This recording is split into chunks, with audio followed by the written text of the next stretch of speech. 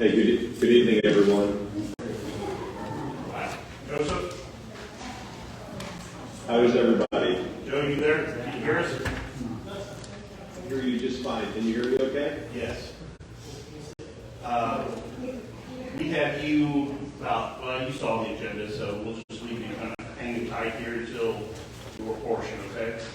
That sounds good. I'll mute, and you're ready to go when you're ready. Thanks. All right. Sounds good. Thank you.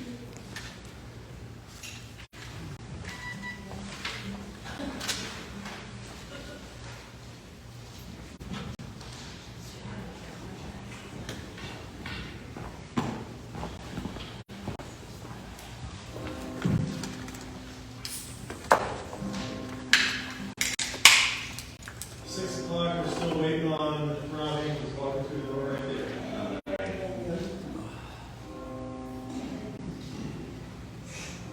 You stood outside and waited for the bell, didn't you? The stroke of 6. Bells. Wow, everybody's here. All right, straight up 6 o'clock. We'll go ahead and get started. Before we actually get started, I had I noticed an adjustment to the agenda itself. Under new business, letter B, I'm assuming it was just a copy and paste error. That should be the fish stocking at the park, correct? Yeah. Well, I did put that under miscellaneous then on the posted agenda, but we can put it wherever you want to put it. Brad. It's fine. So you had it under miscellaneous? Yeah, it's under miscellaneous now. All right. We'll do it there then. Okay, approval of minutes from last meeting. I didn't see any corrections. Anybody else?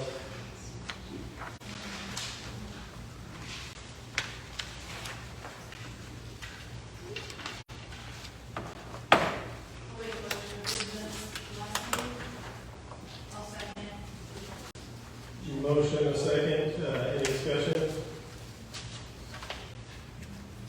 All right, all in favor, please say aye. Aye. Any opposed? That's approved. They only use microphones for the city council? What? They only use microphones for city council, or? They're using, the microphone's working. Sorry. Can you guys talk into the mics a little bit better, please? Is that better? Yes. Sorry, yeah, just make sure we're talking to the mics or the Okay. newspaper can't. What has happened so far, we've called the meeting to order. We have approved last month's minutes by a vote of 8-0. Moving on, public participation, we have one scheduled. Mrs. Ormsby, if you please. Good evening. Better adjust my mic. Thank you for the opportunity to speak to you this evening. I am here as both a citizen of Cameron and as a school administrator representing the Cameron R1 School District.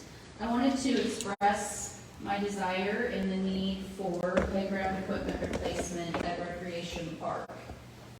I am concerned as a citizen due to the loss of revenue. Many surrounding schools, churches, and youth groups frequent our park when they're passing through or use it for recreational purposes here locally. While they are in town, those that live outside of the Cameron community, they stop to eat, they get gas, they visit our swimming pool, etc. Without a playground, it's more convenient for these groups to visit another community where such amenities are offered. I'm also here as a neighborhood resource concern. As a resident of the immediate area surrounding Recreation Park, the park was one of the main reasons why I personally chose to purchase my home in this neighborhood. I wanted my children to have easy access to the park and have sidewalks on which to travel. Without playground equipment at Recreation Park, we have now limited the ability of our children to walk to a park with corresponding sidewalks and without having to cross a major highway. Beaver Park, the skate park, and the new ball complex are not safe for children to walk to independently without having to walk on the road. They also have limited access for disabled children and also in lesser traveled neighborhoods without the lighting that is afforded to Recreation Park due to the aquatic center and the ball courts. As a school administrator, I am also saddened by the loss of a wonderful resource. As the principal of Parkview Elementary, we used Recreation Park as a much anticipated incentive for our students. The playground equipment was a nice change from the everyday equipment our students have at school. Therefore, they really looked forward to visiting throughout the year. We used visits to the playground as an incentive for reaching building goals in the fall and spring, for end-of-the-year celebrations, as well as a safe meeting place for our preschool family connections, and our Parents as Teachers program used it as a neutral location for working with families as well. Overall, I come to you tonight to thank you for your commitment to building and maintaining the facilities we currently enjoy in our town. I'm so pleased with the Aquatic Center, and I'm grateful for that wonderful addition, not only to our community, but to my neighborhood.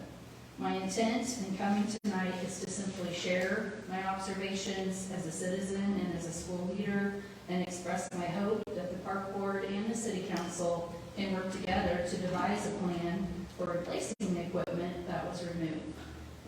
Now more than ever, we need to provide our children with wholesome activities that will foster their growth and development in a safe, welcoming environment. Prior to the removal of the playground equipment, Recreation Park offered just that. And it's my hope that we will have that in our immediate future. Thank you. Thank you. I agree with everything you said. Yes, me too, thank you. Thanks.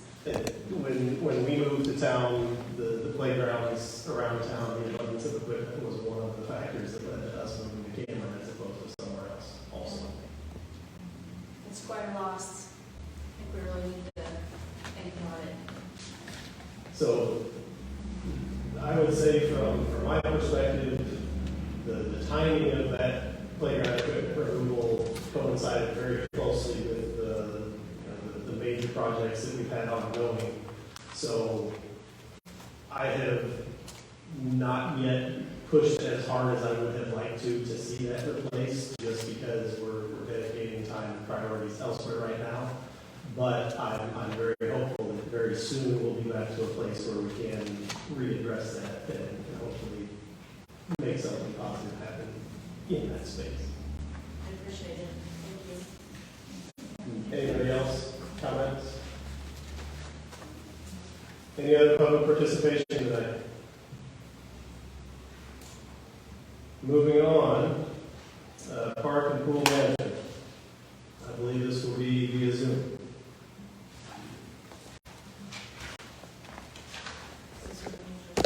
He's asking screen share. Oh, That's not messaging. sorry. Yeah, I've got the screen share is disabled.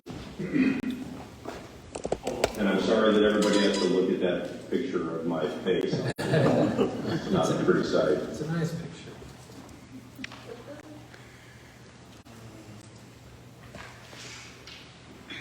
We'll go down there next to share. If you go down to share screen, I think you can, if you hit that, there's an option that will let you, Go to their sharing options, and then we can share. there we go. Oh, So it goes back to the one we can share at a time. Piece of cake. Is everybody seeing my ripped off logo from the City of Cameron website? Hold on just a minute, Joe. There we go. Okay. That should be That should be good. Yeah, we're there. We've got your PowerPoint. Okay.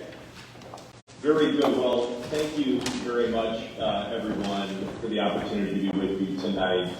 My name is Joe Fackel. I'm with the Sports Facilities Companies. We are headquartered down in Clearwater, Florida. Been in the news for the last 24 hours. I thankfully am in Fort Worth, Texas, and handle our affairs in the central U.S., which includes Missouri.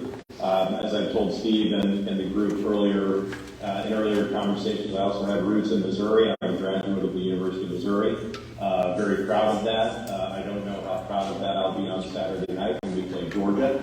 But I am first of all, before I get started, I just want to commend the park board in the city of Cameron on that aquatics facility. It grabbed my attention while I was at the Missouri Municipal League Conference. It's a beautiful facility. We should be so proud of that.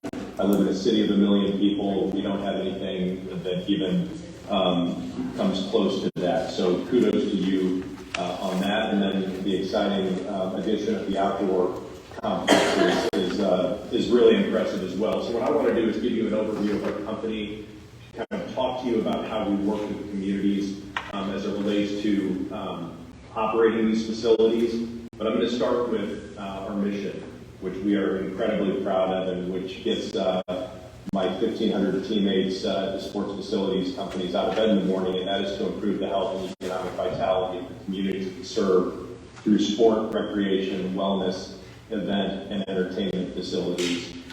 We believe in the power of these facilities, what they mean to children, what they mean to families, and we define improving the health as in not only physical, but also emotional, mental, spiritual health. These are life-altering facilities, and again, you're to be commended for how incredible they are in Cameron. Our company is a really well-known commodity in the sports facilities space. You can see here we sit alongside some of the real titans in sport in the Project Play 2024 program, which is run by the Aspen Institute. It's around finding solutions to access to sport, which is becoming increasingly difficult as park and recreation departments have been, as you guys know, struggled with budgets, have seen budget cuts over the last 2 decades. As sports have become more expensive to play, we feel like there's a solution out there, and it takes everybody. It really does take a village to provide a meaningful experience in sport, and it starts with the facility. So our team is comprised of subject matter experts from operations, from YMCA to the House of Blues. We have subject matter expertise in human resources, in legal and risk management, in sales and marketing and branding. And our company was really built to lock arms with communities like Cameron to operate facilities like the Aquatic Center and like the outdoor sports complex because we've already built the infrastructure and we already operate 40 facilities around the country. So we know how these facilities generate revenue. We know where we can achieve cost containment and cost control and get the most out of the facility for your residents first and foremost.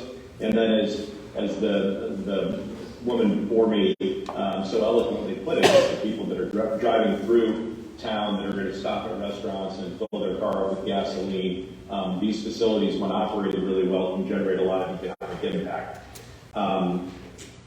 So we work with cities and we work with private developers as well, but most of our clients are cities, and we have this path that we call concept to concrete. It starts with the front end feasibility of projects. So we'll get 50 calls a week from folks in communities, whether they're elected officials or city staff or park board members, who will say things like, our residents are telling us that we need more ball fields, or we need a tennis center, there's nowhere to play pickleball, or whatever the need is or the desire is, we can come in and we can start to research team to work to really quantify what that opportunity is, what the economic impact will look like from the facility, and what a financial forecast will be.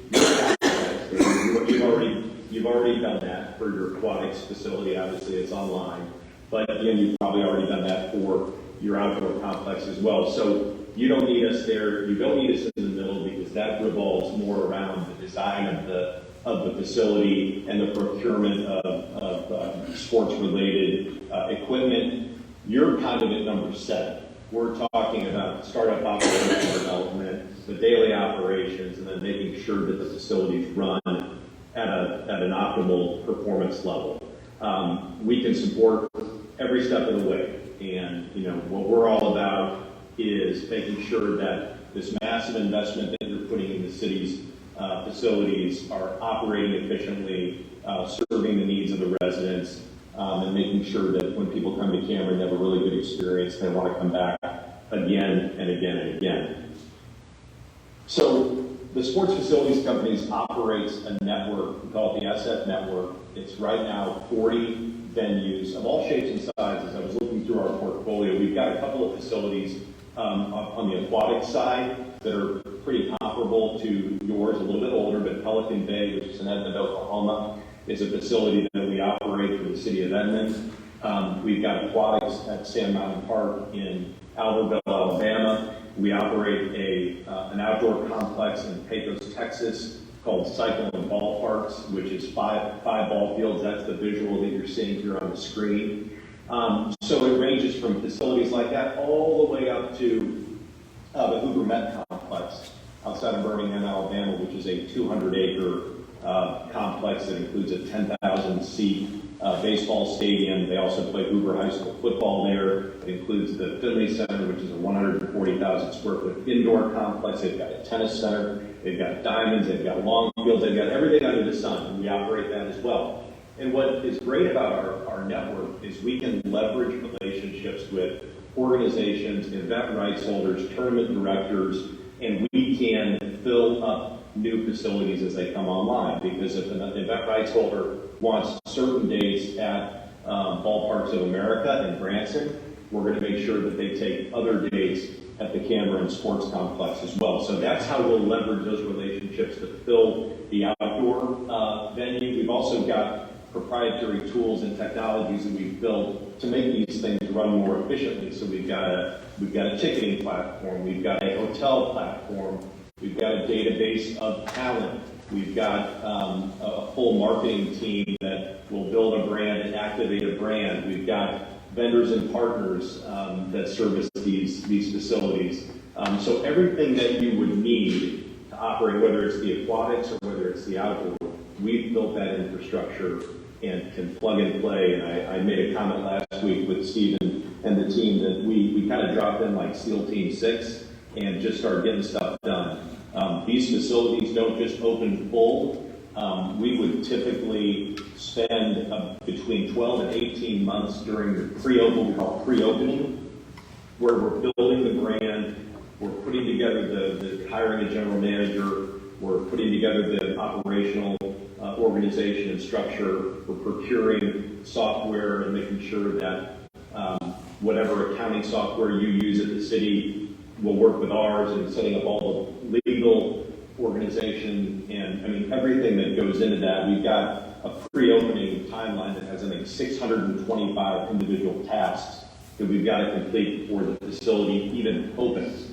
And while the aquatics will have some existing programming and some things in place already, we still feel like there's going to be a little bit of a lift there to get the facility ready to be open and full for the summer of 2023.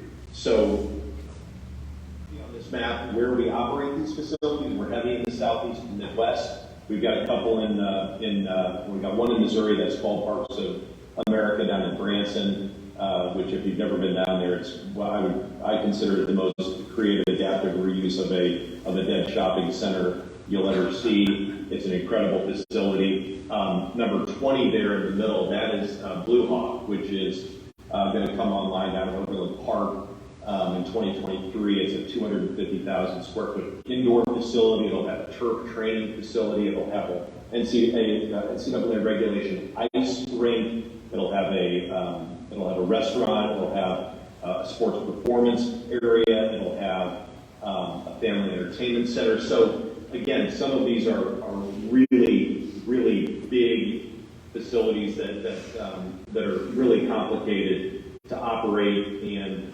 so we're not unaccustomed to that, and we feel like your needs in Cameron are just right in line with what we provide a lot of our clients and partners. You can see our experience across a lot of different areas: sports, tourism, rec, net sports. Everybody talks about pickleball. You've got to have pickleball. I know that's something that we talked about at our call last week. Fitness, certainly aquatics, sports. For us, you think about the outdoor complex. Sure, you can play baseball and softball, but you can also do community events events. We have concerts and fireworks and, all sorts of other non-baseball, softball activities at our facilities. We've got a whole team that is dedicated to developing local programming at our corporate headquarters over in Clearwater. So on the sports tourism side, we've seen it all. We've done it all. On the community rec side, we've got a number of facilities that are similar to your assets there in Cameron. Again, I share this not to be braggadocious, but it's just we've been at this a long time. We've made a lot of mistakes along the way. We've learned a lot of lessons, and we just really know how to get the most out of these facilities while meeting the vision of the community. So if you've got any volleyball parents in the room or any basketball parents in the room, maybe you've been to some of our other facilities, Rocky Mount Event Center in Rocky Mount, North Carolina. That's interesting because it was in a kind of an old, underinvested in downtown. The addition of that facility has completely turned that dynamic. I think there's almost $1 billion worth of investment taking place now in that area. So, again, these facilities are a little bit different in that they were developed to generate economic impact, room nights, sales tax, etc. I think you can get there in Cameron, but at present, you're going to be a much more kind of local, regional serving facility, and your location is great with close proximity to Kansas City and St. Joe and Des Moines and Omaha. It's not unreasonable to think that you couldn't pull with the right events and the right event rights holders, you couldn't pull some really good events in and start attracting folks from a pretty good bit away. So here's a visual of our team that supports opening of these venues. I've referenced a lot of this along the way, but on the front end, we've got, the business for us is we would want to build an operating budget and a pre-opening timeline. That falls in our research group, building the operation. That's Jack Adams, he's our VP of operations, and there's a lot of people behind each of these individuals.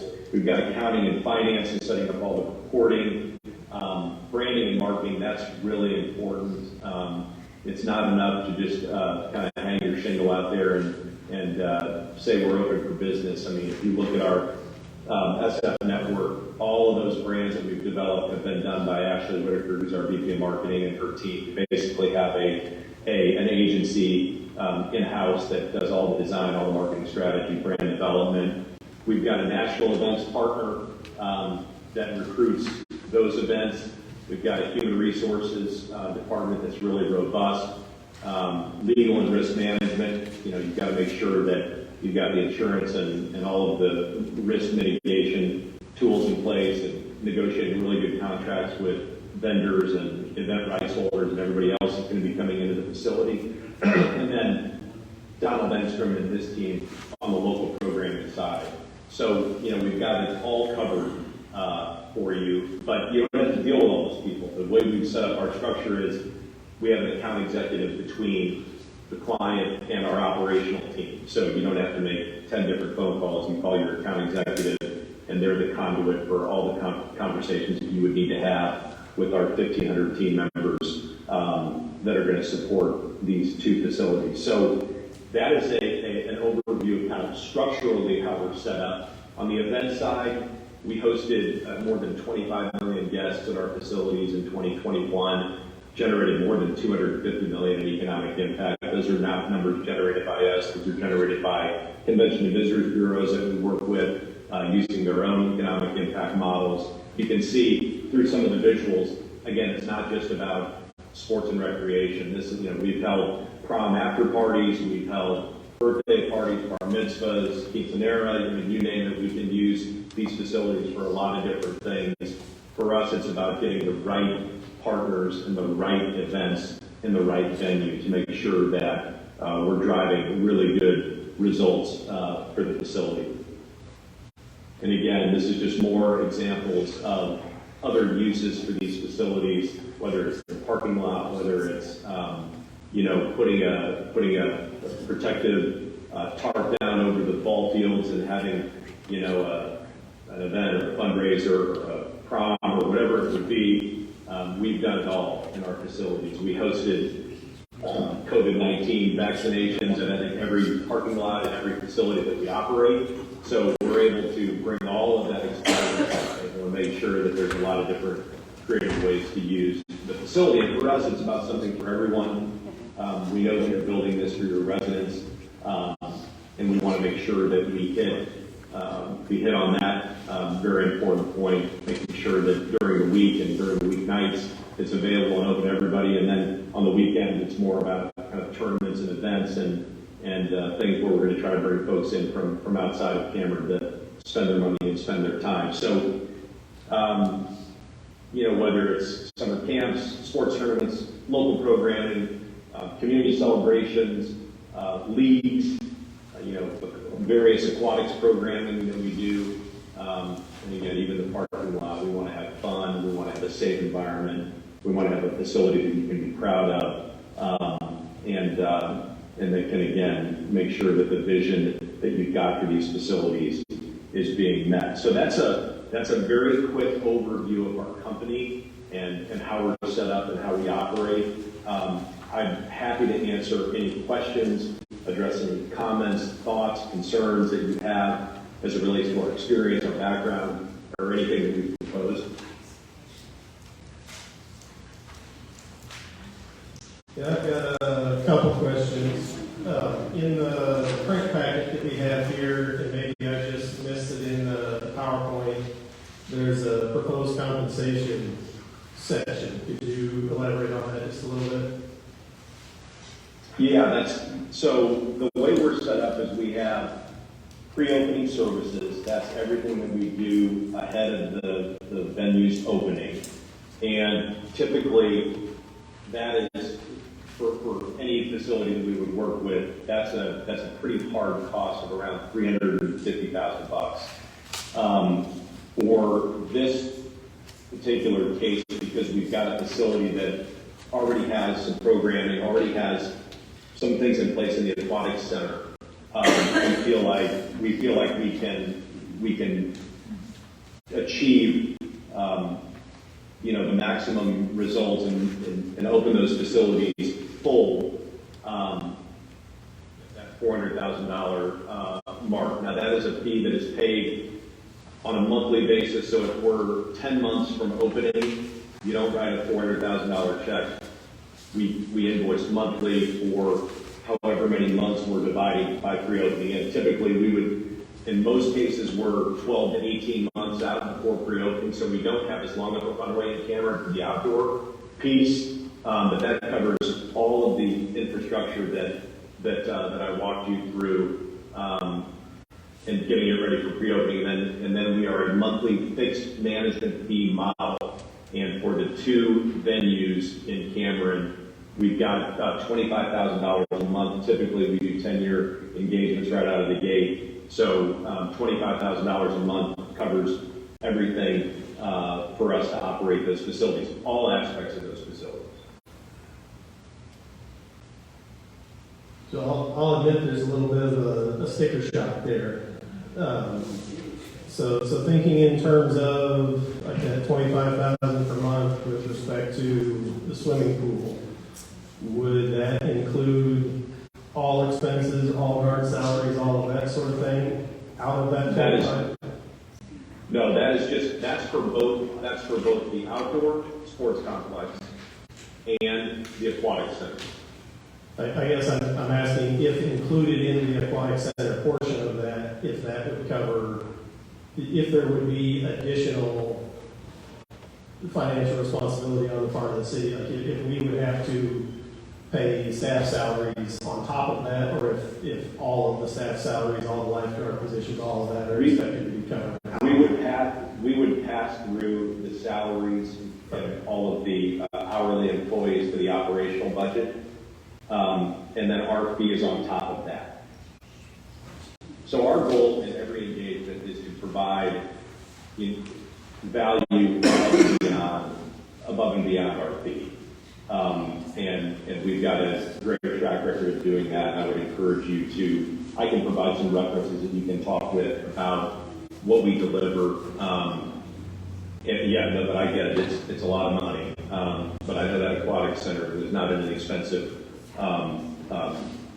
endeavor either. And so, operating that to the fullest and getting the most out of that and being really creative with programming. And then if you think about the outdoor piece, being able to bring in partners like Perfect Game and USSSA and Pony League and softball organizations right out of the gate that currently probably don't even know that Cameron Missouri is out there, and they may not. And building those relationships and driving that revenue, with concessions and with sponsorship sales and naming rights deals. I don't know if you have any interest in a naming rights sponsor for the outdoor or for the aquatics. We've done, I think, in the last year, 7 naming rights deals. It can be really significant revenue. We drive a lot of revenue through food and beverage. And there's other ways to generate revenue in these facilities, whether it's parking or ticketing or, a lot of different ways to do that we would, again, that operating budget is going to be a really critical piece right at the outset to make sure that we know what the financials are going to look like. And so, it's certainly an investment for sure.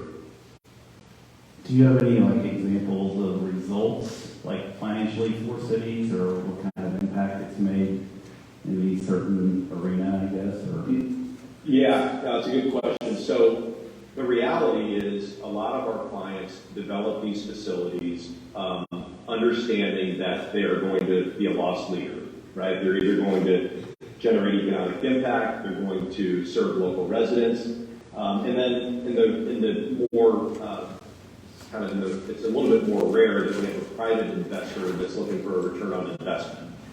Most of these facilities around the country require some sort of operational subsidy because they just don't generate that much cash. What they generate is impact. So if you think about a private investor would come to us and say, we want a return on investment. In that case, if you go to the ballparks of America, which is private, you pay for everything. There's nothing free. You pay to park, you pay to get in, you pay a team fee, you pay a player fee. It's designed to generate a profit. The Hoover Met Complex, on the other hand, is designed to operate at a $400,000 loss because they don't want to turn anybody away. They want to make sure that any resident, any faith-based organization, any school has access to that facility as much as they need it. So they give away about 65% of the space and time at that facility. Because in return, what they've gotten is $70 million worth of economic impact in 2021. So for them, it makes sense. There's 4 hotels under construction right now. They've got pretty vibrant shopping and retail areas adjacent to the Hoover Met Complex. So it depends on the facility. It depends on the goal. Obviously, you want to get to as close to 100% cost recovery as you can, I would imagine. And you're going to have, we're confident that we're going to give you the best chance to get there.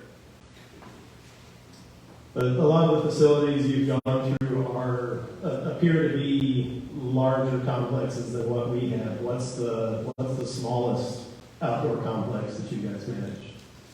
Yeah, no, good question. The smallest are I referenced Cyclone Ballparks out in Pecos, Texas. It's 5 ball fields. Now they're high school sized ball fields and they're all turf. So that enables us from a programming perspective to generate a lot more events, and Texas is a little bit more favorable to that. But it's the kind of the high school version of what you guys are building, which is going to be more focused on softball and youth baseball, given the dimensions of the field. So that would be a comp that I'd welcome you to talk to the folks in Pecos. And then on the aquatic side, Pelican Bay down in Edmond, Oklahoma, would be the closest thing that we've got to your facility. Most of our aquatics are a little bit larger. They've got, some have dive wells, some have lazy rivers, some have other amenities. But those would be the 2 that would be the closest. And then on the baseball side, we actually just we're engaged by the city of Gardendale, Alabama. They've got a park that they're redeveloping, the Villanova Park. Now, it's got 9 ball fields. And the kind of the magic number in the sports tourism world to really be a serious player in kind of the national landscape is 8 diamonds. And most of these facilities that are coming online are all turf, which again just gives you a little bit a better opportunity to make sure that you're going to generate the most amount of revenue, have the least amount of cancellations and rain outages again. And that's just not, you guys aren't doing that, and that's fine. But those would be some facilities that would be closer to what you guys are creating. Any other questions, comments?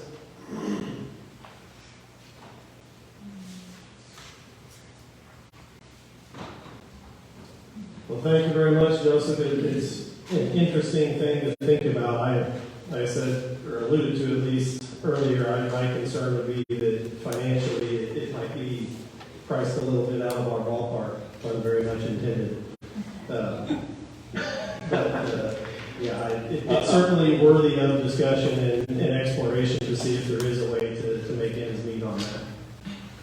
Well, I appreciate the opportunity, everyone. Good to visit with you tonight. I know you've got a full agenda. I'll let you get back to business. But Steve, any other questions come up after this, feel free to give me a call or shoot me an email. I appreciate the time. Thank you. Y'all take care. Bye.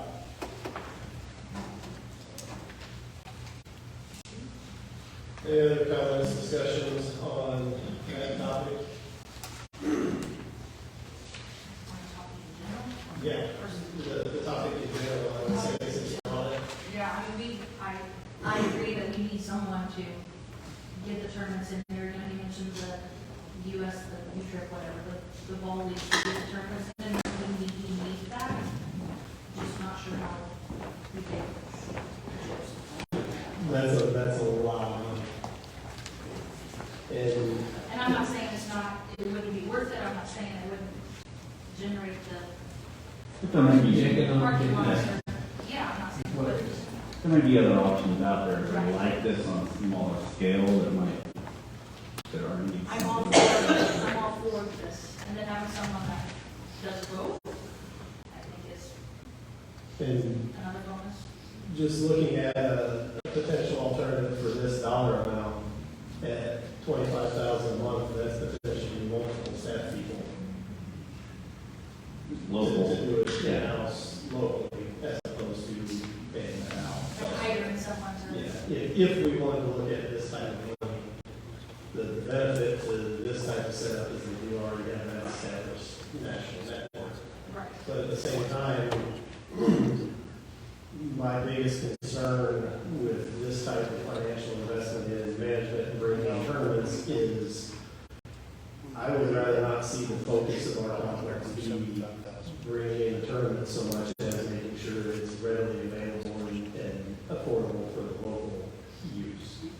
And we stand the risk of pricing the locals out of being able to use our own complex, which is something that I would like to avoid if at all possible.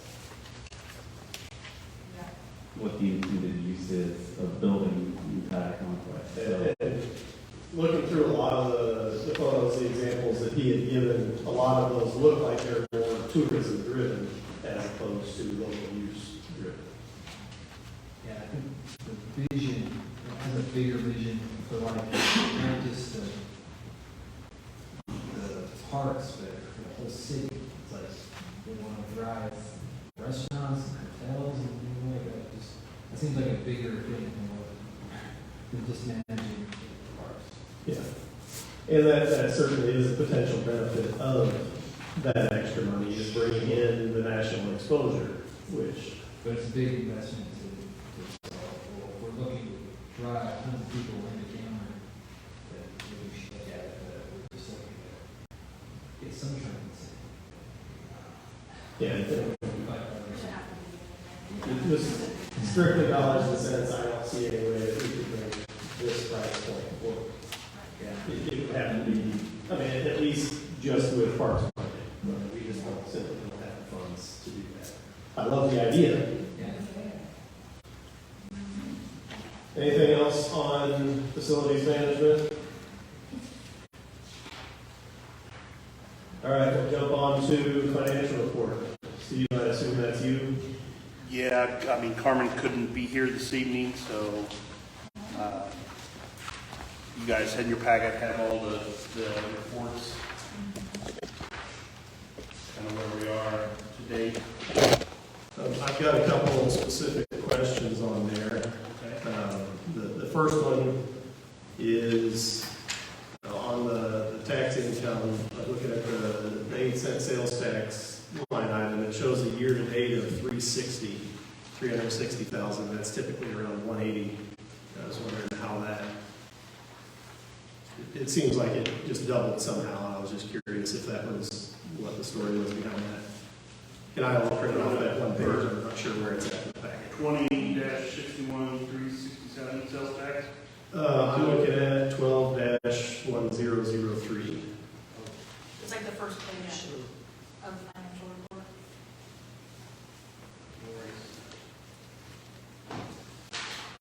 Like the third line. That's to date. That's what we generated today. That doesn't really make sense either. Unless we're already into the next fiscal year. In the next fiscal year. Yeah, that's why. No, we're in fiscal year. Where are we? Fiscal year starts in a few days. Right, so I'm gonna have to get with Carl on that one. I assume that would be like. No, our year-to-date balance is 367.73.97, so. That number's always been around 180 for a year.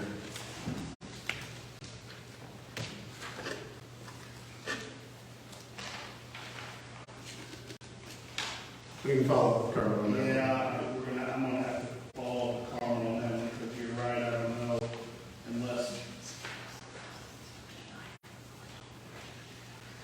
I mean, I do know we're generating more than we have this year, than the last couple of years anyway, but I don't think we're that. I don't think we've quite doubled. No, I don't think so either. So Yeah. The next page, 1260,369, says actual last year was 189. We budgeted. Year to date, it says 202. Yeah. So I think there's some sort of anomaly going on there. Just have to figure out what it is. Yeah, I'll reach out to Carmen tomorrow, and I'll shoot an email out with an answer to that.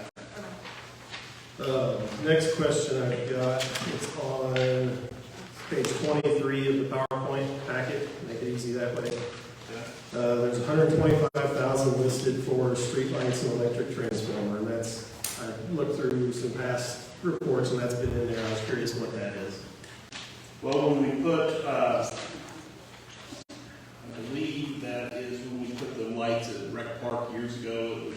It was part of a payback over time. So, no way. Oh, I'm sorry, no, I'm looking at the wrong. That is the transformer we're still waiting on, the lights.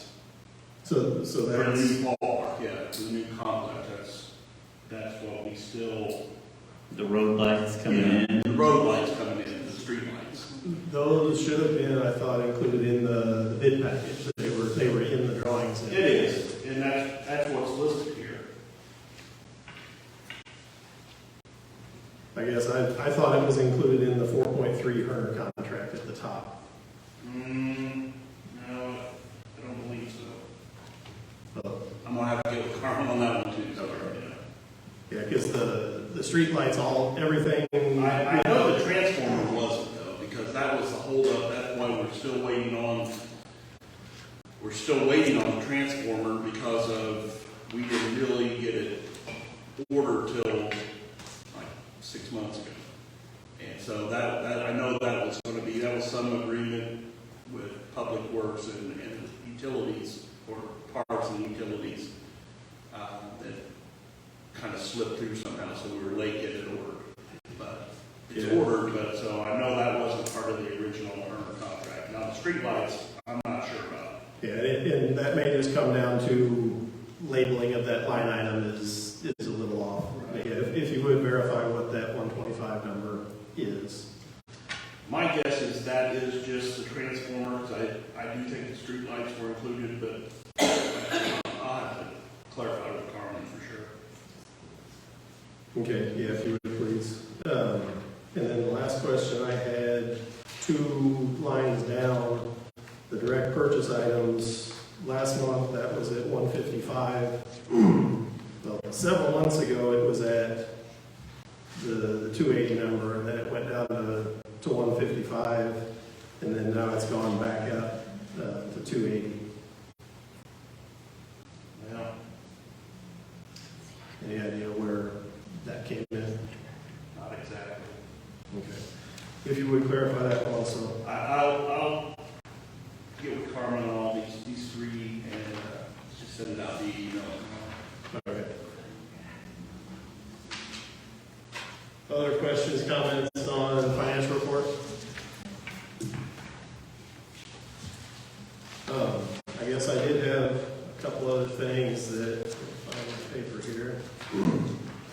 Going through the minutes, there was a couple requests last month that I at least haven't seen come across. One was for the baseline numbers, what was used to calculate the bond, like what level of tax income was used to calculate the bond. And then I believe it was Chris that asked for the, I'm drawing a blank, the purchasing policy. She said Carmen said she would send out. Yeah, the expense limits. Yeah. Yeah. You guys never did get the purchase policy. I don't recall having seen it. I will make sure that is sent out. Basically just, okay, I'll send that out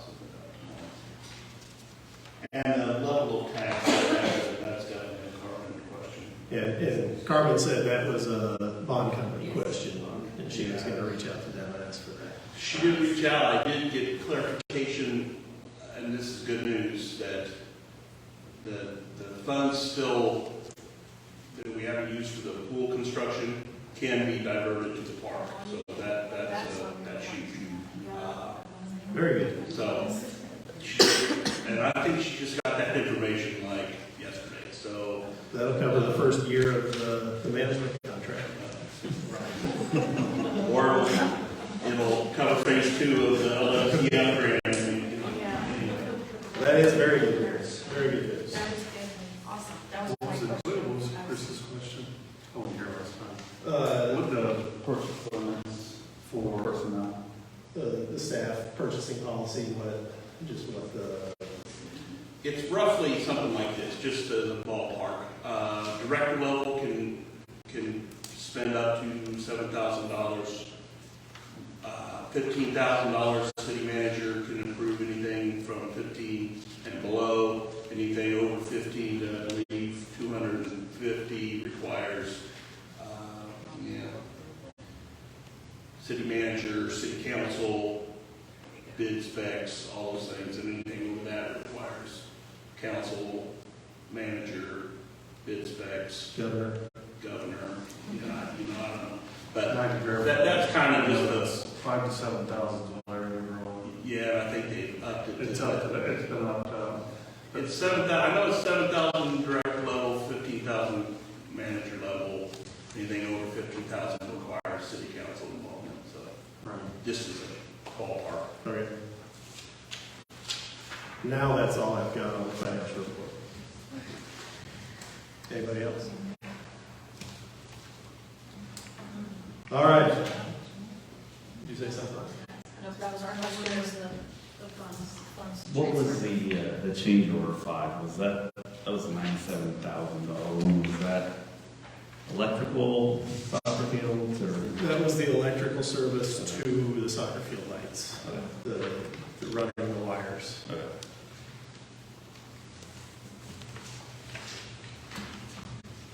Item 6 on the agenda, park maintenance coordinator report. This is Neil Cooper. He is the Parks and Reservoir maintenance coordinator. Hello? Hey, Neil. All right, first thing I got for you, we're in the process of wanting to purchase a tractor and a finisher mower to help mow the bigger areas at the new complex and other areas that we can utilize it to help with the efficiency of mowing our grounds. We went out and the first company we approached was Tower from Smithville, Missouri. It's a Deere model tractor, 4052. It's a 51 horse tractor. It will come with a loader. This tractor, the price of the tractor is $36,907.06. Could you speak up just a little bit? The echo's hard to hear. I'm sorry. We also have a finish mower, Frontier, which is an FM 1015R. And the price for the mower is $19,531.71, with the total cost coming in at $56,501.77. The next person we reached out to is New Holland. They have a Boomer 50 tractor, which is 50 horse. It also has a loader on it. It comes in at $36,667.87. They also have a Woods brand finish mower that comes in at $23,700 with a total cost of $60,367.80. Then we also have another John Deere dealership, Heritage out of Smithville, which is the exact same tractor as the first dealer, which is the 4052M 50 horse tractor with a loader that comes in at $38,394.86. It also is the same mower, the FM 105R, which comes in at $23,254.38 with a total of $61,649.24. I also reached out to a Turo dealer, and the closest dealer was in Kansas.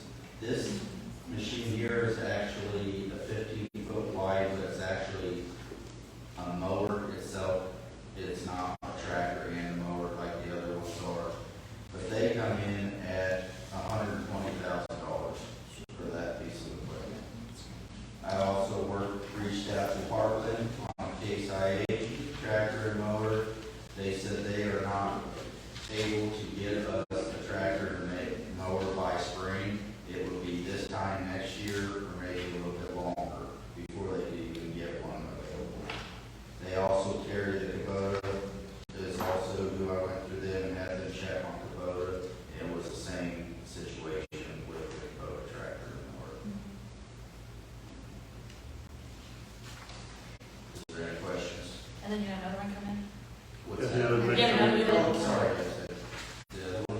That was the first one you read. Yeah, that's the first one. Okay. The Ag Power was the first one. Yeah, I apologize. They're actually out of Easton, not Smithville, sorry.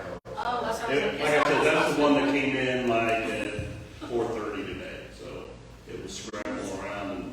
Gotcha, Easton, okay, I was like, that's not Smithville. And the price difference here between the two different John Deere models is they're both under government bid, but someone ordered this tractor and and then they couldn't get it or whatever, so it's on their lot in Easton, ready to go, and that's why it's less than the Smithfield dealer, because really that John Deere goes off the governmental bid, and that's pretty cut and dry, but since they have one in-house, they're able to get it for less, or we're able to get it for less, so that's the only So reason. do they technically have to say that it's used equipment? Because on the second paragraph on the second page, it says used equipment is sold as is. But it still has 0 hours, it's still, yeah, it is still new, Okay. never left the lot, so. I guess I asked you briefly about this before the meeting. My concern or maybe misunderstanding, if it if Ag Power were to sell us one directly through the government pre-bid, it would be a brand new machine and not necessarily this one. So I guess I would interpret this as a different price and not the government bid price. No, it's the exact same. It's the same one as the John Deere. I mean, it may be the same machine, but I guess if I'm concerned that this exact price, this exact bid is not the pre-bid. So I'm just wanting to make sure that we would follow the rules, and if we... It's still governmental pricing. The way that works is with Missouri, and under that NAS point, whatever, the value point or whatever it is, John Deere just takes whatever percentage, depending on what piece of equipment it is, and just off the top. So when John Deere went out and tried to price the Heritage one, when they priced the one you see, it's actually 2023 pricing because they weren't guaranteed the 2022 pricing, so that's why it fluctuates. But as far as legality goes, we are fine going with it. The state of Missouri, MoDOT, that's all they do is get their equipment this way because they don't have time to go through the whole bid process. If we were to go through the whole bid process, if we started it today, we'd have to write up bid specs, then we would have to post those bid specs, and then we'd have to allot so much time, and then it'd have to, I mean, we would be 2 months out before we could bid it or purchase anything. That's why these state bid processes became a thing, because they go through all the legwork of bidding these jobs, either jobs or equipment or whatever it is up front, and that way when it comes time for us to purchase, we can just use that state bid contract and know we're doing our due diligence. Well, it appears to me that Ag Power is giving them a lower price to get it off their lot. Right. Well, yeah, That's what they're doing. that is what it is. They've already purchased, they're trying to get rid of it now since somebody didn't buy it. Yeah, they got. Whereas Heritage, I bet Heritage They have to order it. Yeah. No, That's the only difference between the two. I understand and agree with all that. What I'm saying is that this machine from Ag Power is not what we would get through the pre-bid.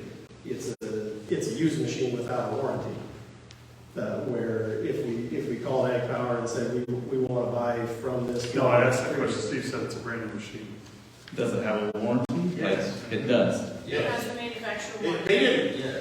Someone ordered it, so it got delivered, but they never took possession. Does that make sense? So It's not a real. it's a brand new tractor. Like if you were to go out and it's sitting on your lot, no, they're not ordering it from John Deere. Like they won't have to go order it because it's already in house. But it meets all the specifications that.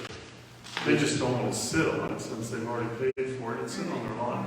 Yeah, and I guess, Bill, to what you brought up, it says on the quote that the used equipment is sold as is with no warranty. Did you confirm that they are going to honor a service warranty, and whatever warranty would be the same as a new machine? Yes. Okay.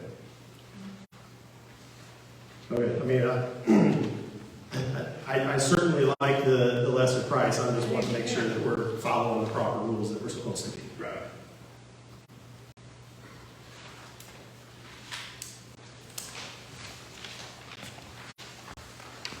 Comments, questions? I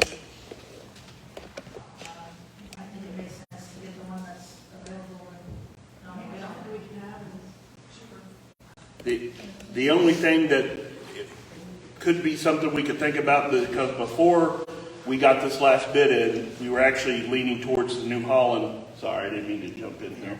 We were leaning on that New Holland, towards that New Holland, because the way their buckets work, all the street departments, quick connect attachments, forks and that kind of stuff that they already have would be able to be used on that tractor. Does the John Deere not have a quick connect button? It's different. It's not exactly compatible with what they already have. I mean, yes, it does have that, but we would It's not a have. standard 6U hitch. No, it's different. So It's a 2-pin system, And no, it's not compatible with any skid steer attachments where the New Holland is. And Kubota is basically everything but John Deere is. So, I mean- Something to be considered right there. Right, and we discussed it, we would be happy either way. I mean, honestly, they're both comparable machines. And the Woods mower and the Frontier mower, that's actually manufactured by the same company, they just paint it different and throw different stickers on it, so it's the same machine. So really, it's whatever the board would like to do. I mean, the park staff, we would be happy with either one of those top two, really. Was the Heartland the only Kubota dealer you talked to? Back last month when this first came up, I made a call to the dealer up in Gallatin. I worked with them a lot in the past. And I guess he didn't explicitly say that he has one sitting on a lot, but he gave me a quick estimate that's very similar to the one from Ag Power.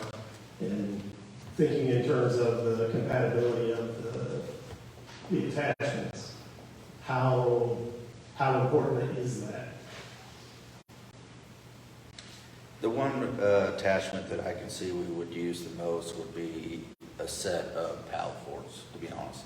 The bucket and a set of pallet forks is what we would use the most. And no, I didn't reach out to Gallatin basically because Heartland was the local dealer, and I felt they said they could do Kubota, so in trying to stay local, I was trying to let him be the one that presented that Kubota bid. And then just within this last week, he come and said Kubota was not able to produce a tractor. So I didn't feel that there was any need to go ahead and talk to Gallatin because I figured it would be also in the same order, and it would be over a year before we could get it.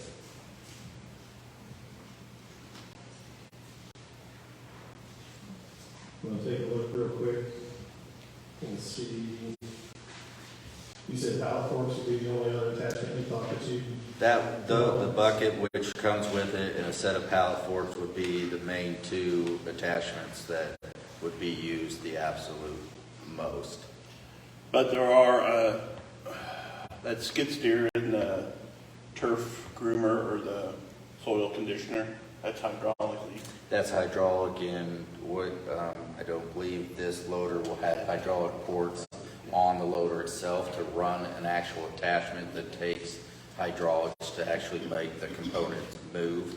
So that, like that groomer or broom or something like that, wouldn't be an option, something you could actually attach to this.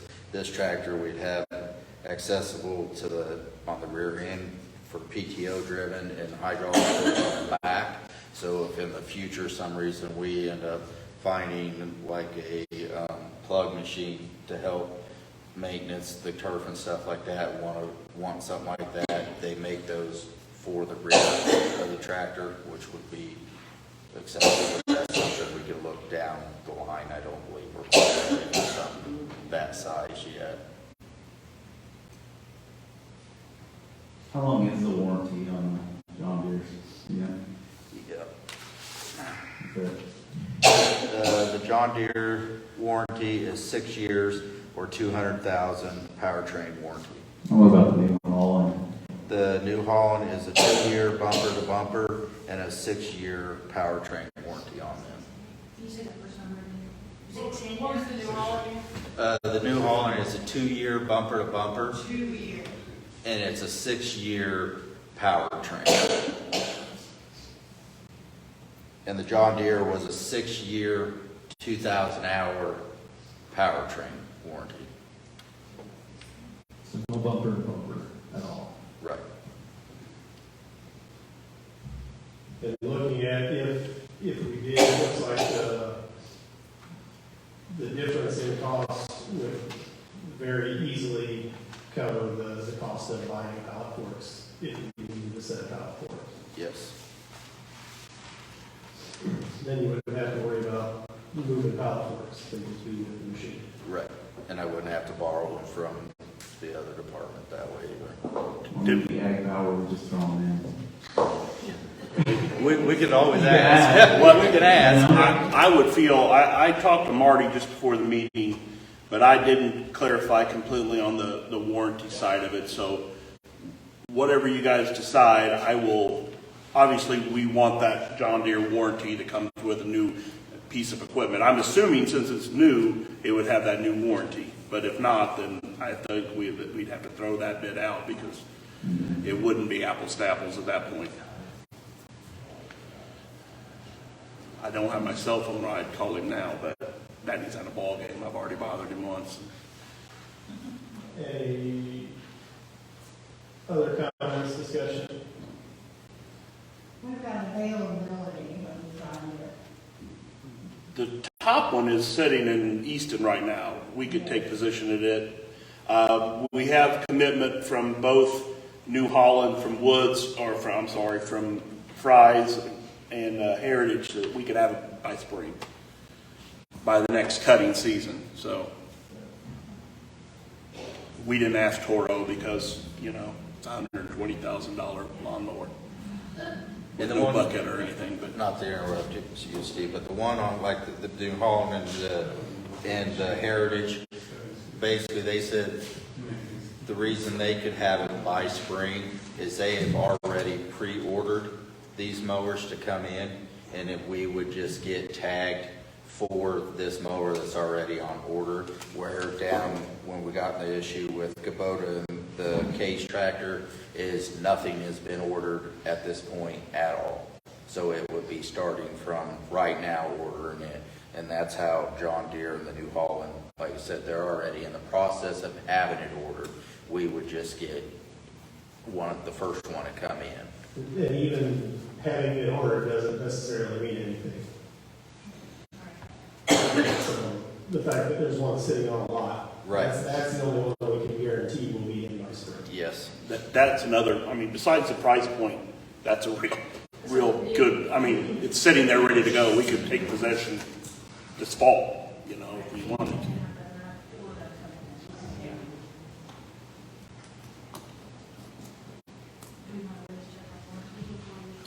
I would just make a recommendation that we go ahead with the ag power bid as long as it has the. Subject to warranty. Subject to clarification of the John Deere warranty. And then if not, then we go to the New Holland. And not, yeah, then we go to the New Holland for price. Well, what's the, I mean, is that warranty worth the $4,000? I mean, we might look to find out what we would charge if it doesn't currently come with a warranty. What would we charge to add a warranty to it? Yeah, okay. Well, I think if he knows it, somewhere else. But if that, yeah, I don't know. Something more to it. And throw in the power source. And a bonus. Yeah, and a hat maybe.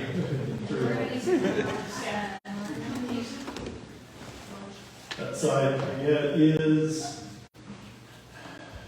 Our the preference, question on the warranty would, like, do we have to make a definitive alternative plan right now, or can we just say, bring it back again if there is a question? If you can't get the warranty issue figured out, then.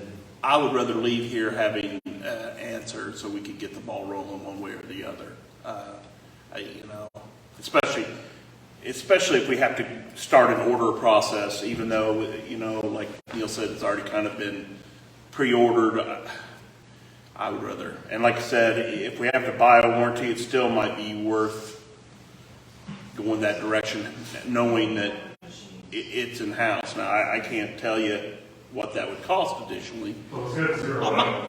Right. That's where I'm.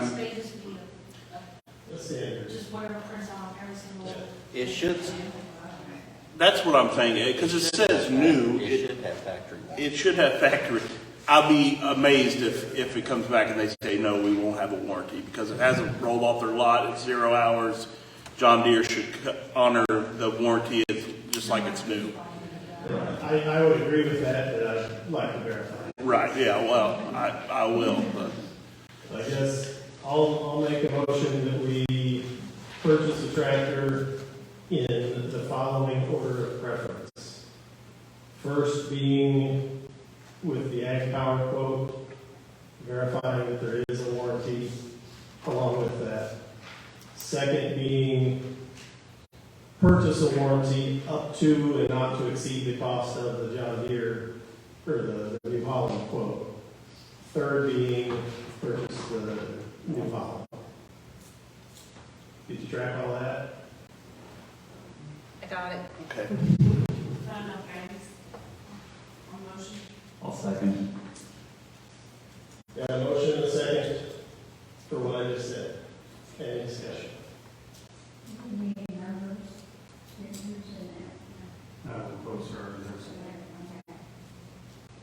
Any other discussion? All in favor, please say aye. Aye. Any opposed? Motion carries 8-0.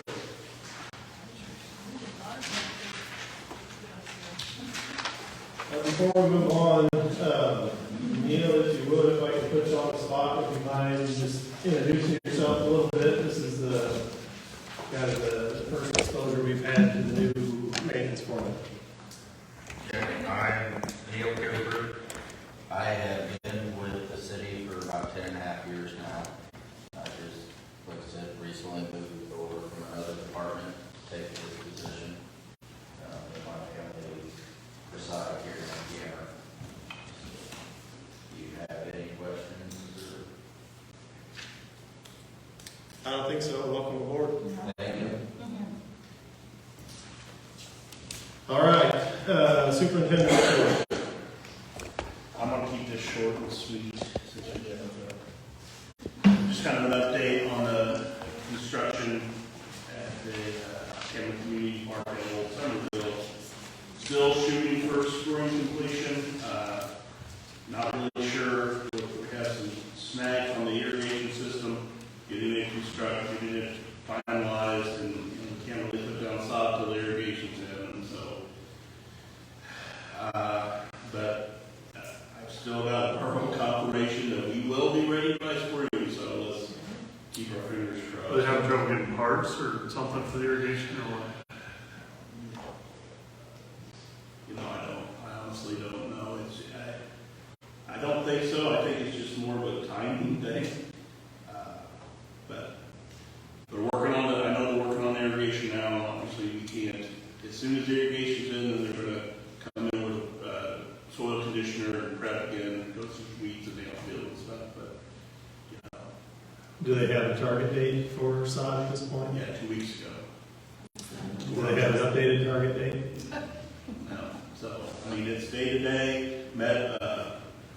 We met with Larry from Virio and SFS out there, well, Wednesday, and Herner got the invite and didn't show up, so it's a little frustrating right now. I'm not really sure. Larry was going to reach back out to Nick with Herner and kind of see where we are and what's going on, because it's, I don't know, it's a little concerning at this point because it's been 2 weeks, and the 2 week look ahead was we would have turf on or sod on the ground and irrigation rolling, so the roots could get established, and we're not there. So we will stay on and then keep pushing. Obviously, at the end of their date, it's $1,000 a week, I believe. So I was just going to ask you about that. Going from memory, that completion date was this fall. Has that been changed, or is it we did still? push it to November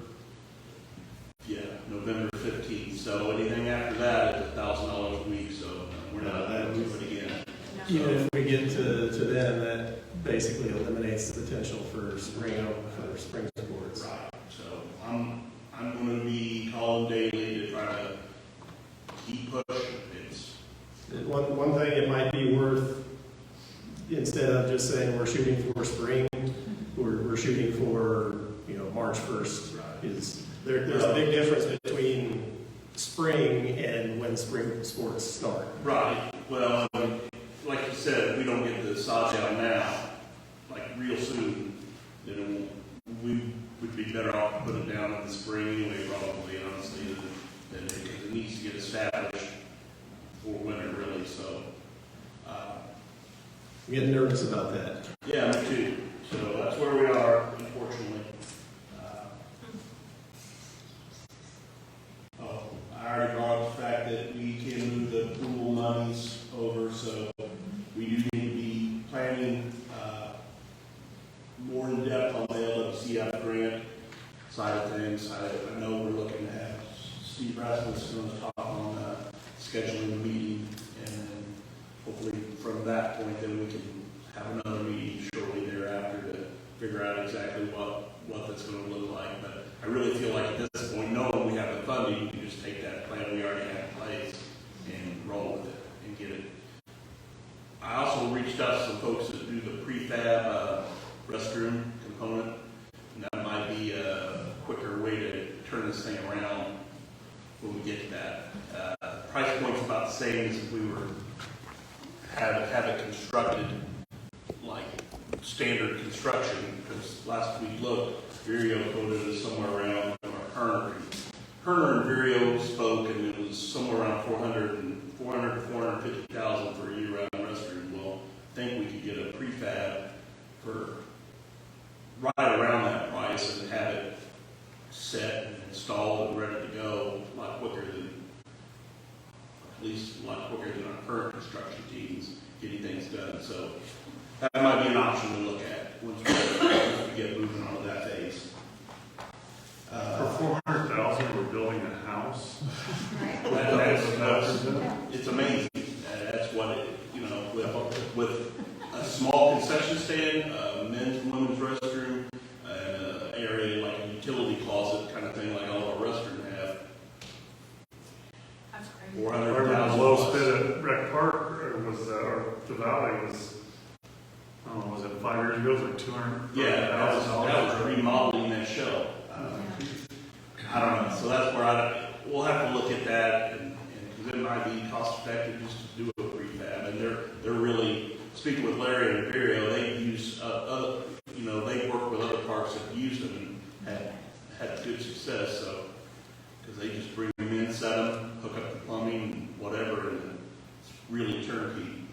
But we can discuss that more in depth later on. The Zoom meeting just ended. Do we need to restart that for public visibility reasons? No. Okay. Just out of curiosity, how much funds are available to transfer? 3 million. Over $1 million. Okay. And we are getting to the point where we still have to pay for the asphalt. We still have to pay. That's already excluded from that, like all those That's items are right. already So, accounted we'll have over $1 million to transfer over. So that's big. That's a huge. for. Last we've been 30% over expectation on revenue, Right. 175,000 a year thus far. Going on to the Cameron Aquatic Center construction, like I said, they're actually they finished up their punch list. We need to have Andy come in, and Andy and I and Neil will do a kind of a final walkthrough on a few things. Hopefully get everybody paid up and get that completed. Just a few current or a few future events coming up in October here. The Fall Festival will be at McCorkle Park on Saturday the 8th. So they'll be using McCorkle all day for the Fall Festival. March Fest is the 15th, and that will be at McCorkle Park, and then it'll all move to Rec Park. I was asked if we couldn't provide some picnic tables closer to the football field. Apparently they're going to have some food trucks and vendors and stuff on the very south side of the football field, so figured if we could put some tables kind of between the parking lot and that little green space, so that people get food and just walk across the street. And Be a good way to break in a new tractor and power force. there you go. Perfect. So, but that's all I have. Unless anybody has any. On the slide at the pool, that you checked on other installations of that same combination? Yes, I'm sorry. I have an email. Did I not forward that email? I don't recall, I haven't seen it.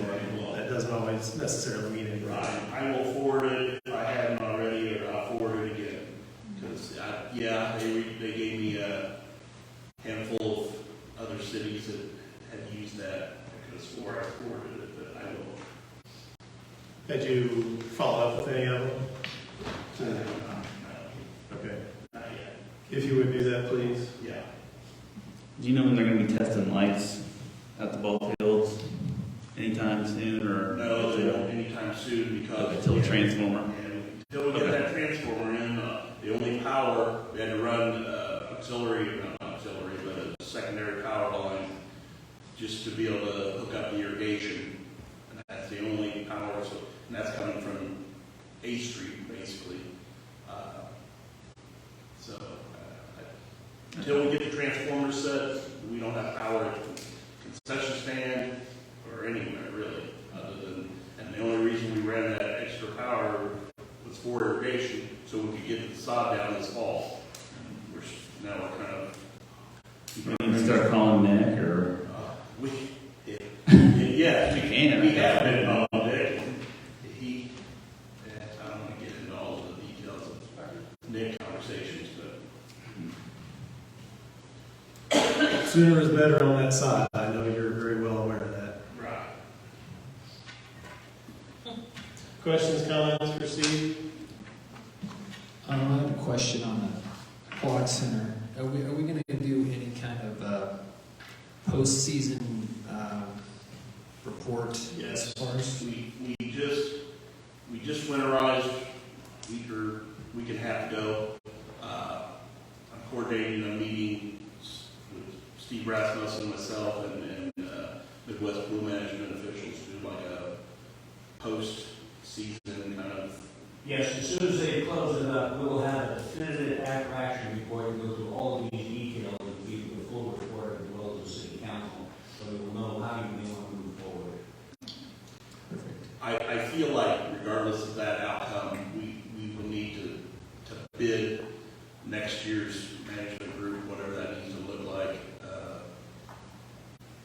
Just to get other numbers and see who else is out there, and regardless, I think that will be, because we'll need to be moving on that by December anyway. And we did that in 2020, but that was the COVID year, so. Right. So I feel like it's been a couple seasons. It's time to reevaluate what's out there. I'm not saying it until we get numbers back, but I feel like that'd be in our best interest to bid it again. Okay. Just out of curiosity, have the lights been adjusted? There's been nights that I come back and I'm in our home at dark and it's fully lit. Yes, and I've talked. Ultimately, they set the timers, and it's still not what I anticipated to be. So I went in there, I killed the breakers on everything except for that center light. So whatever the timers do, it doesn't really matter for the winter. That middle light that's kind of lights up enough for security all around the pool itself will be the only thing that does stay on. Just because I got a call from them and I told them what we wanted and the times, and it still isn't right. So there's been nights that it's fully lit, and then the next night, only that one light's lit. Yeah.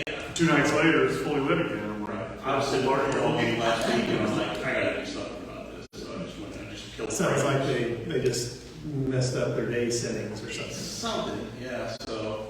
So along those lines, like Friday night football games, any evening events, I think it would be great to have that lit to show it off to the other towns coming in. So that's a very worthwhile, go ahead and have it lit for those events, in my opinion. Well, hopefully, I can. Like I If said, it's I we have killed to the go flip a breakers. breaker, that's a little different than if we can set a timer for specific dates. Yeah, I'll see about that, see what we can do on that for the winter. I think we only have. There's three not more many games. more games left. Right. Did they do the paving already? Yeah. I thought, I saw some barriers up there, so I didn't drive by. Yep. So, How'd that turn out? Any concerns? I haven't been past.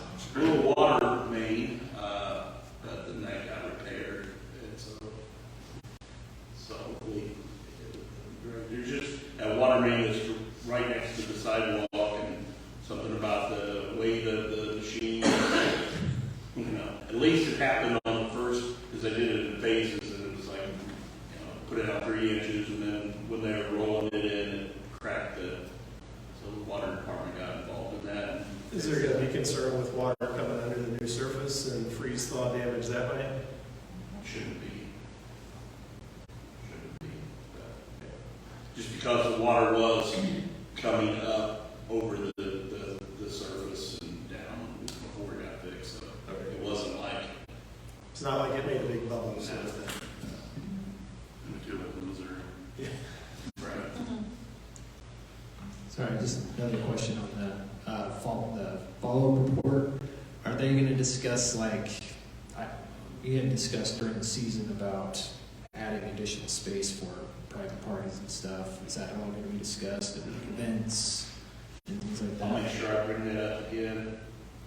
Because we'd like to have some events to go on this upcoming season and get That that. may fall in like a bid type thing too, of people hosting that. Well, just You would ask them to- fun events hosted, sponsored by, private citizens or the city or something.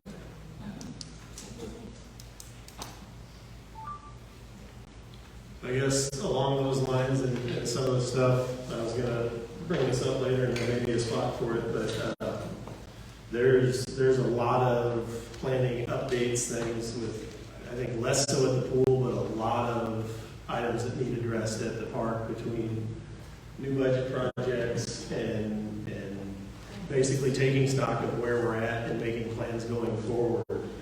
So I would propose that we just have a standing monthly work session on the calendar, and if we don't need it, we can always cancel. But instead of scheduling a one-off meeting when it is necessary, we just go ahead and schedule for the foreseeable future a monthly meeting and address those topics as necessary. What do people think about that? I could address that, Peter. I'm glad you mentioned that, and Matt, I was going to suggest the same thing. There's enough going on that once a month just isn't enough, and maybe you could have the work session on the off weeks, like if this is, That's what I was thinking, is basically we have a scheduled meeting every 2 weeks. that's what I would suggest. Great minds think alike. One could be a work session where you don't take votes, just information, and one could be a formal meeting where you take votes and expend funds. Any thoughts on that? And sounds like I was right, maybe there was gonna be another spot for that, but I had to take credit as my idea. All right. Well, unless somebody has some objection to that, we'll just go ahead and start scheduling that then. I would say just the second, third, or the alternate Thursday would be my thought. Just making that every 2 weeks instead of, we're the fourth Thursday, is that right? Yeah. Is there anything standing scheduled the second Thursdays? Well, even if there was, we could meet downstairs if need be. That might be more appropriate for a work. I think that would be good, just set up downstairs on a round table sort of thing. Second Thursday, just a standing committee meeting. Yeah, holidays are more on the end of the month. Yeah. Go for it. Yeah, Is second. Thursday better than, I know basketball's going to be Friday. And I don't have anything with that yet. Who up? We don't have schedules for that yet, so I have no I idea. just know Thursday would be more of a busier night than. I'm sure the later Wednesday, yeah. Let's start with Thursdays, and if we need to adjust once basketball season starts, maybe we'll knock everything out in just a couple of those meetings, and we'll be ready to go. So we'll do second and fourth Thursdays. Correct. Second Thursday will be work session, fourth Thursday will be regular monthly meeting. 6 o'clock. Yep. Okay. While we're on that topic, should we go ahead and reschedule our November and December meetings that always fall on Thanksgiving and Christmas? Probably. I will. My goodness, Matt. Sorry. Well, typically we do. Typically, we do November, December, Let's like do a combination. following week Yeah. after Thanksgiving.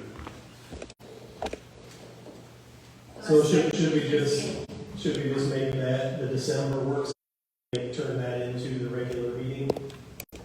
I didn't hear what he said. If we just make the December work session. Oh, the regular meeting? November, December, that is, December 8th. Okay. That makes sense. And then in November, just have a work session. Correct. Just skip the November regular meeting, skip the December regular meeting. There you go.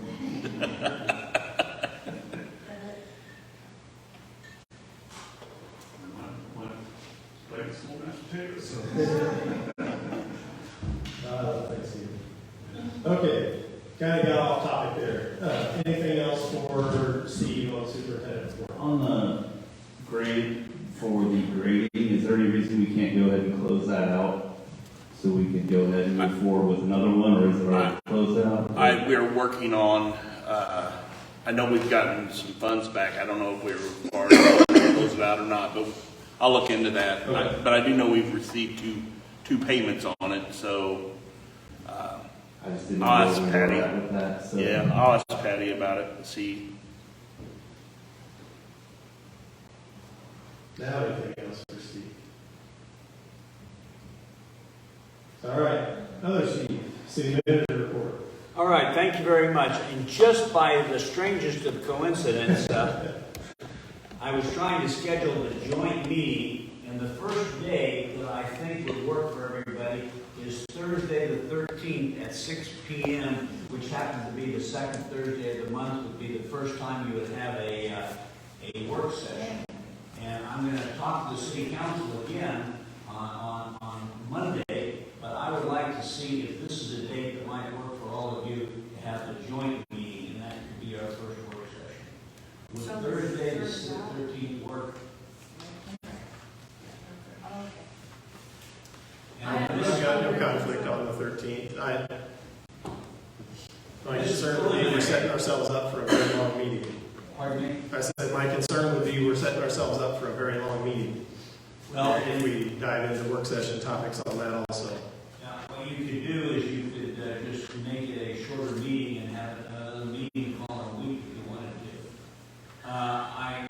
This is preliminary because I'm trying to coordinate the schedules and the concerns of 13 people, so I'm just trying to see what might work. If that date doesn't work for you, would you like to suggest another date that I can take back to the city council? Does anybody at City Hall ever use doodle polls for meeting scheduling? Do you have any familiarity with that? Yes, we have done that. That may be the easiest way to coordinate as many different schedules as we're trying to do is just send out a doodle poll and have everybody respond that way, was my thought. I've got no objection myself to the 13th, but the longer, I mean, looking at monthly meetings, the more times we suggest a meeting, they suggest a meeting, before we know it, it's going to be 2030. We're still trying to get our meeting scheduled. Well, I think we're narrowing it down. I don't mind going out for a doodle poll unless I can get an answer from you tonight. Is there anybody that could give us an answer tonight, or do you need to go back and think about it? Does anyone object to trying for the 13th? No, I'm good. no, no. Let's do it. And our first one will just be a joint session, and then the next month, I guess, will be more work session, just Parkside. I'll try to Yes. make it. I'm supposed to have. Well, let me try that then, and nothing's permanent here, but I will get back to you to see if that works. You can all kind of earmark that as a date. Okay. And I'll come back to the city council on Monday, and we'll see if that will work for all of them. Okay? Okay, and then the second thing I had was the agenda. And I'm sorry to try to be so formal about this, but again, I'm trying to coordinate the concerns of 13 people. Talking to the city council, I so far have 3 things for the agenda, and I'd like to see what you all would like to add to that. And the 3 things were, the first thing was the rustic trail opening, and that has to do with, of course, the bridges we want to put in, and the amount of money we want to spend on that, because that would in all probability be money that the city council would pick out of the general fund reserve. So the rustic trail opening, the bridges, and the money would be item number 1. Item number 2 was the advisory authority for the lake trail.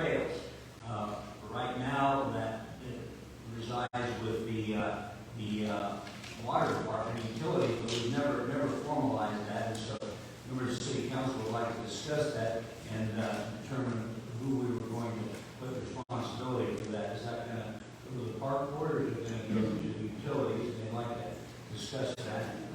The third thing they'd like to do is talk about the RV park. That's something that come up before and was not taken action on earlier, but they'd like to talk about it again. So the three things that I have on the agenda for the joint meeting would be the Rusty Trail, Lake Trail responsibilities, and RV park. Those are the things I've got from the city council. Are there any of those things that you would like to not talk about, or are there anything you would like to add to that? And I would be happy to take that back to the city council. First, I've got a question on the second item, the advisory authority on the trails. My understanding from the presentation you gave several months ago with respect to the staffing restructure and the current Parks and Reservoir Superintendent position, my understanding from that was that the decision-making authority for the recreation side of the reservoirs was moving to the park board. I guess I didn't think that was still a question. Well, we have some members of the city council who would like to talk that and confirm that with you. Okay. Yes, there is one other thing that I think is needing to be brought up, and that's the joint session is the proper forum, is to finish the discussion on the actual role of park board with respect to the staff and the council and everything else. Okay, that would be then a fourth thing. Personally, I would make that the first thing and get that out of the way first so that it's not an open question as we go through the other things. Okay, let me ask this. Given that, are you okay with the first three things that I've talked about? As far as retaining those on the agenda? Yeah. So what I would ask for then, again, at the risk of being formal, is for a motion and a second and a vote, if you would like to have those three things and add roles and responsibilities on it for discussion. Can we add any more? Sure, whatever you like. I didn't want to get it. I would like to discuss updating our comprehensive plan for the parks. I feel it's a little outdated. I think it needs updated for the community as it grows, and I think it needs updated more often. Just kind of like a rec park, kind of with what Angie talked about, adding back in playground. I know Vireo one time they said the park was too crowded, stuff like that, but I think it needs updated, and we can't just leave it the same as it was written 5 years ago. A lot's changed since then. A lot has changed, and it's going to continue to change. So I would like to see that plan updated. Okay, I'll add that. Is there anything else? Anyone else have a suggestion for an agenda item? And the reason that I'm trying to be a little more formal about this is because we've got the two groups that will have the agenda, and that way everybody would agree, both groups could agree about what's going to be on the agenda. Okay, so what I've got here is I've got 5 things, and I've got roles and responsibilities, updated comprehensive plan, Rustic Trail opening, Lake Trail responsibility, and RV parks. Would everyone like to include it that way? If that's the case, would they get a motion or second to? I'll make a motion to have the agenda be as described. I'll stack that. Any discussion? All in favor, please say aye. Any opposed? Thank you. Okay, thank you. I'll take that back to council. May I ask a question? Go ahead. Did what you say the order of how it's going to be presented on our agenda? I haven't identified the order, but I just listed it that way. I don't think the order was part of the motion, but we can do that. Well, I think you mentioned something about the order. Yeah, I think that the roles and responsibilities, the appropriate place for that is first, so that it's finished before we move on to the other topics. If we need another motion to that effect, I can do that. Do you care about the order of the other items? No, I don't. Okay, then I read them in that order. I said roles and responsibilities, then update the comprehensive plan, and then bridges, lake trails, and RV park. So it was in that order, and you made a motion and voted it that way, so I'll present it in that order then. That was my understanding, was with the order implied there also. Yeah. Okay, good. We'll present it that way. Anything else? No, thank you very much. I'll get back to you as soon as I can with some definitive answers on that. Thank you. Moving on to unfinished business. New board member. Can I say something? Please. Can we say, on record, like a thank you to Corey Brown for, I think we forgot that last time, but just, he was on for a long time, and just thank him for his time and all his contributions. Yes. How would you say that?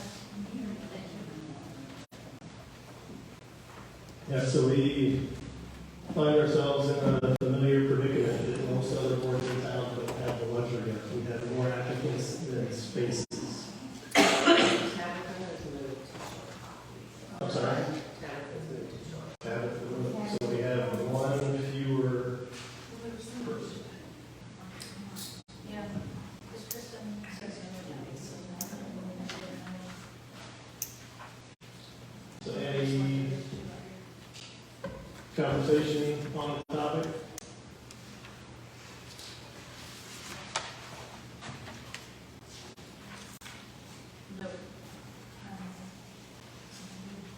All right. The two gentlemen that are up for application are here this evening. I'll start out with thank you both for your interest in application. I will make a motion that the board recommends to council for the new member to be Josh Sutton.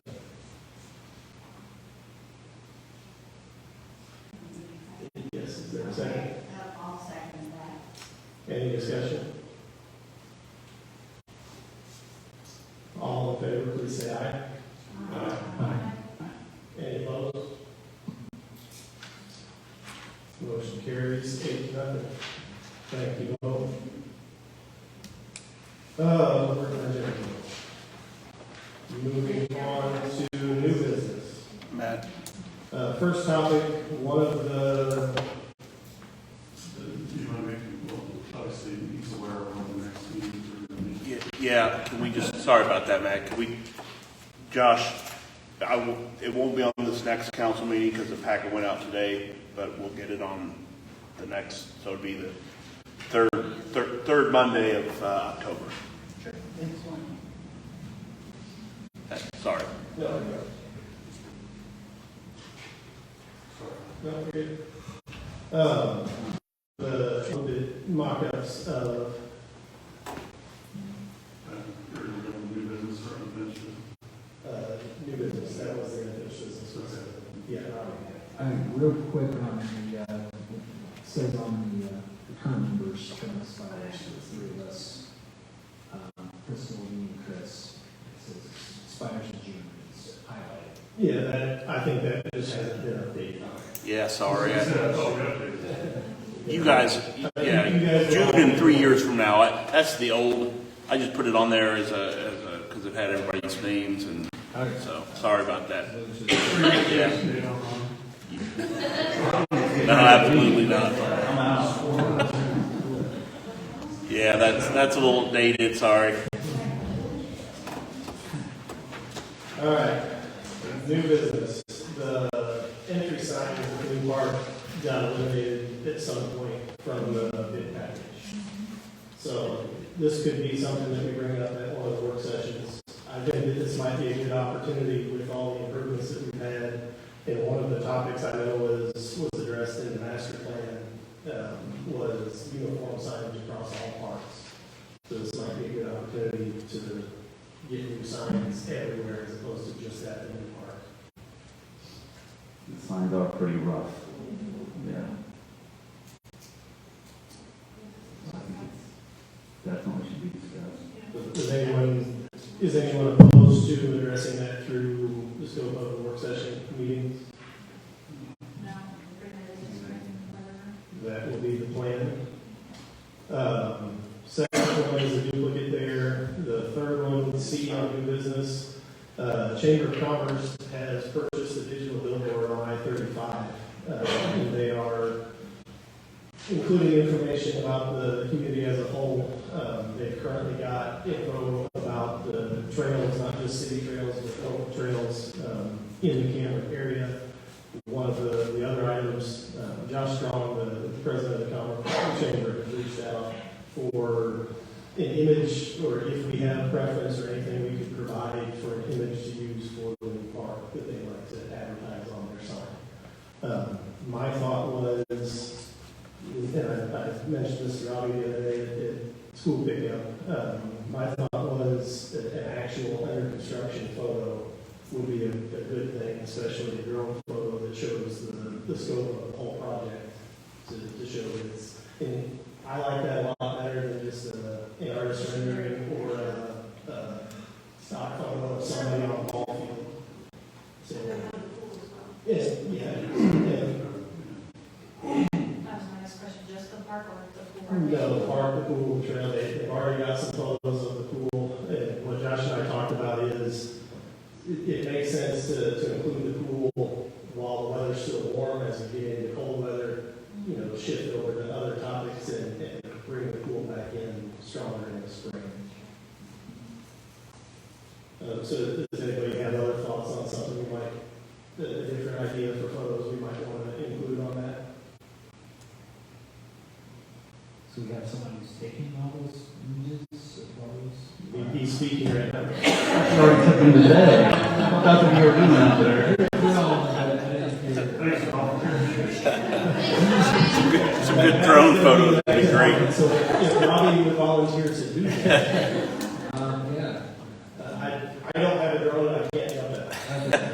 Do we want other parts of Are they just limiting us to, or do you just have more about it? No, I think that they would be open to any or all of the above. As long as it's. It's going to be up to them. It's going to be up to them what they put on there. But I mean, one thing I had talked about is essentially turn it into kind of a random image sort of thing, where it's not just the same photo all the time. It's every time somebody drives past on the way from Kansas City to Kearney, they see all the different features the park has. It's already up. Chris, do you remember where it was? Sounds like Arnie, I don't remember. Where is it? It would be like right where the hotel is, that big one. Just South of Arnie.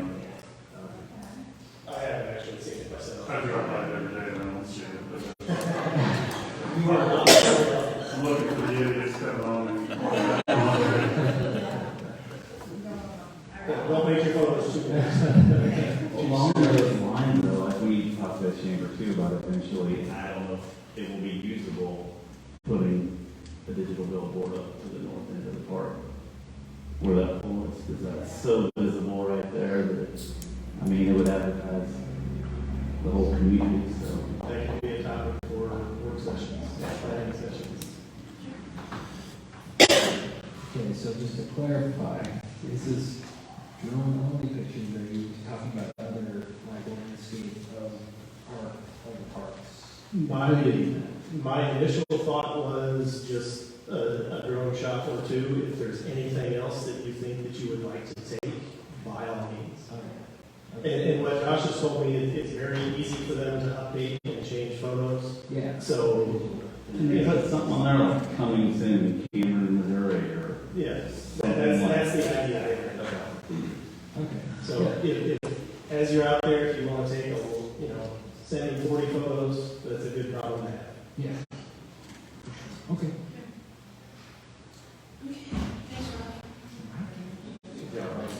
Yeah. All right. Moving on to miscellaneous. One item that I had forwarded along, stocking fish in the pond at any park is something that I think that we should do. It's that time of year, so it would need to happen very soon. NBC Conservation Department used to provide free fish stocking. They don't anymore. I reached out to a company based out, I think it was out of Polo, I believe. Yeah, Polo. Yeah. It's in the packet there. No, is it in fact? Okay. Yep. So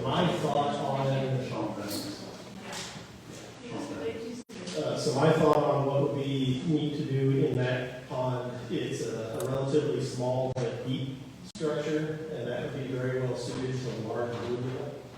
So I asked specifically for a stocking scenario that would encourage very large bluegill, which are a lot of fun to catch, especially for little kids. For comparison, and they didn't send me an actual hard quote on it, I asked what a quote-unquote standard rate would be used for price comparison. And it would be, it was $11 million. So, yeah, so that would be with larger fish, they'd be able to be caught almost immediately. If we went with the standard stocking, it would be fingerlings, half of them stop in the fall, half of them stop in spring. Generally speaking, it's 3 years before there's really quality fishing. What was the difference in price? About $500, so $1,100 to $1,500. Yeah, so.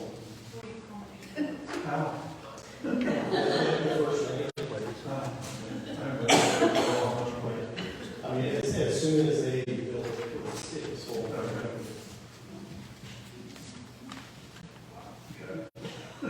really don't know. Unless I know the fishing and the basketball. It's not really that good. I don't trust students. It's better than like, Yeah, absolutely, yeah. So it's just whatever. Did you get any idea when the fish is that on the hole? No, Or they be able don't. to sustain? If you read the very fine print on the small print out there, it says that they intentionally don't give numbers because they develop their proprietary formulas and they don't want to share that with anybody. So he ensures us that there will be plenty of fish. We're gonna put some of their own limits and everything else. the structure is like, are they gonna put anything in the pond? So I talked to the guy that I first talked to about this. For the last 8 years, I've been involved in a 2,300 acre drinking water reservoir in Sullivan County. The engineering firm that's lead on that project has a fisheries biologist on staff. And I talked to him about it, just asked. My first question was, how do you stop a pond to get big wheel? And we went off down several tangents, but he has a contact that runs an organization that builds fish structures and provides them free of charge. That guy was, I think, in Canada fishing for the next month. So once he gets back, he's supposed to reach out and be in touch. Worst case, I mean, it's a PVC structure. You know, that's something that could easily be done in the house. And I would envision, and Steve, this is a heads up for you as much as anything. The conservation department manages the other public ponds, the reservoirs, in terms of limits and just general management. I would assume the next time that we renew that agreement, we could include this, and they could be in charge of Management of it. to where it's not that we have to do it internally, that we turn over that management to the state.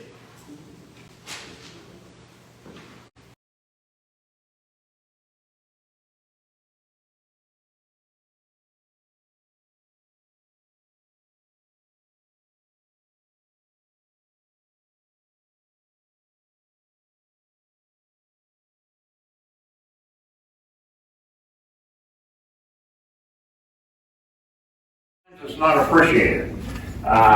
They understand very, very well that you can have days that are pretty tough and there's not a lot of people around to slap you on the back.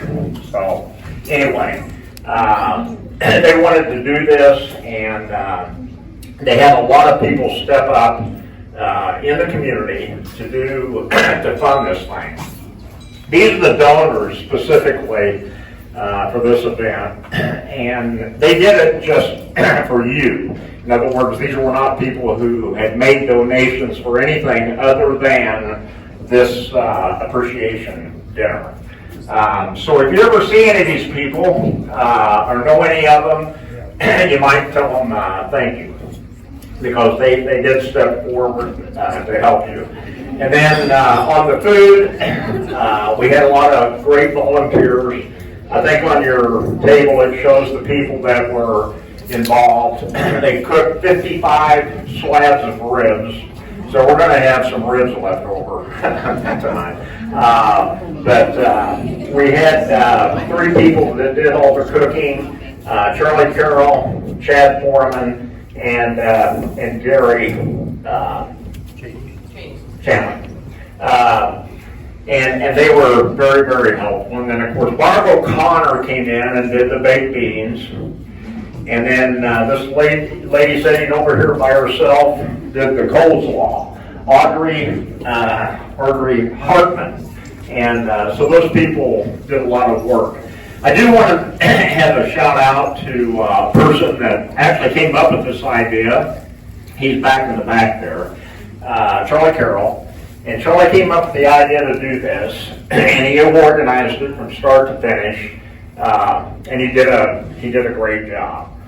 Let's give those people a round.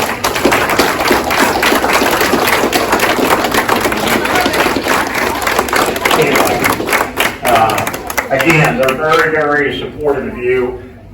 We have an enormous amount of door prizes, as you can see, and they haven't split out for the females and the males.